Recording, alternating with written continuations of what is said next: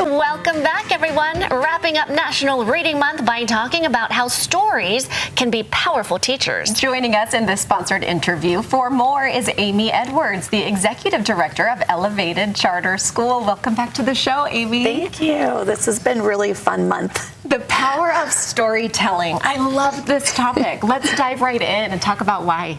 So humans have been telling stories for tens of thousands of years. I think Utah even has some cave drawings way out that are stories, and we just really respond to stories. We remember things better if they're framed in a story than just facts. So the story is just so powerful and can be used everywhere to help. And let's talk about Elevated and how the foundation of their education is storytelling. Yeah, so one of the things that makes Elevated Charter School unique is that we don't use textbooks. We use real books. We use stories. We use like a whole bunch of little books depending on their reading level. So like if we're teaching about geography and history, we're also teaching stories from Japan. You know, we're not just teaching. And then this is even for little guys, how Rocket learned to read.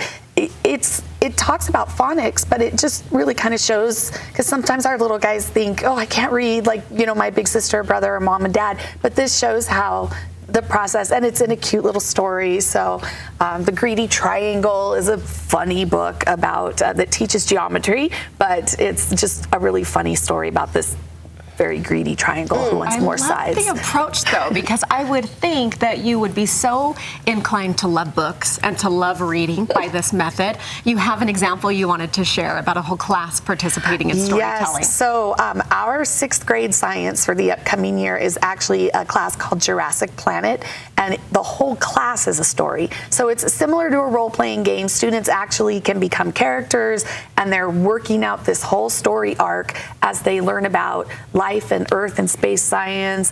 They have little science quizzes, but their quizzes are points for when they go to battle the evil aliens. So there's this internal motivation for learning the science, but then it's just a lot of fun. They get to create their whole planet as they learn about life science and what would be necessary. Well, you're making learning fun, and sometimes they don't even know that they're learning major things. And we've talked about, say, the Greek gods, and they don't even know that they're learning something really huge. And when you're talking about books and how you can apply it to your real life world.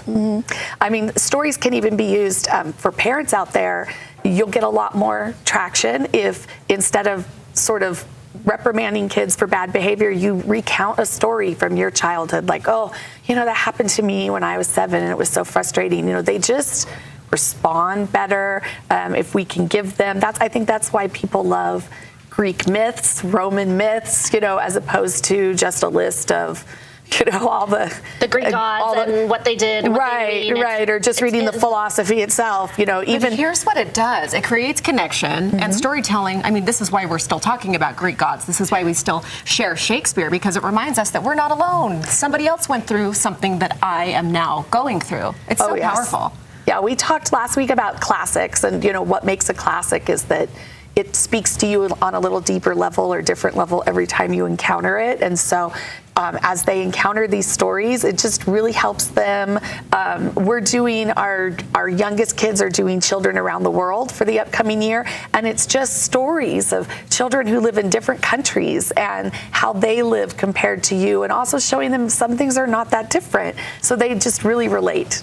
You're talking about science, and Elevated uses these stories for math, also science, grammar, and spelling, and history. There's some cute grammar, funny books that teach you why punctuation is important. Well, you have to make it fun so that they are learning and they don't even know, they're just enjoying. You say that nonfiction and expository books can ignite that curiosity, and half of students prefer that. What does that mean? What style would that be? So it's really interesting. It was a recent study that showed that a lot of students actually like, so expository books are nonfiction, they're informational, but they're still narrative. So one thing that we do in our math classes is we incorporate stories about mathematicians, and this not only shows them why the math is important, but it also promotes growth mindset, and because they learn that these mathematicians who maybe they've only heard about their successes, they really struggled and worked, and it took a long time and it was hard work. So we incorporate a lot of true stories about really short mathematicians so that they understand, oh, okay, it's a process, and you're not just smart or you're not smart. And Amy, I'm so fascinated with elevated charter schools. How can people apply? And I love the concept of you take people on field trips. This is all virtual, but people are getting that connection.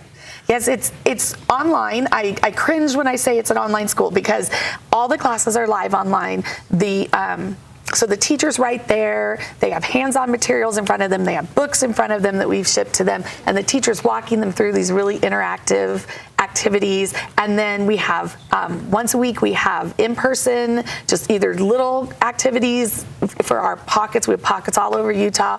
Or we do a major field trip all over to kind of rotate and get everybody. We love what you are doing, and we know our viewers do too. For more information, hop online, elevatedcharterschool.org. I want to go back in time and go to Elevated.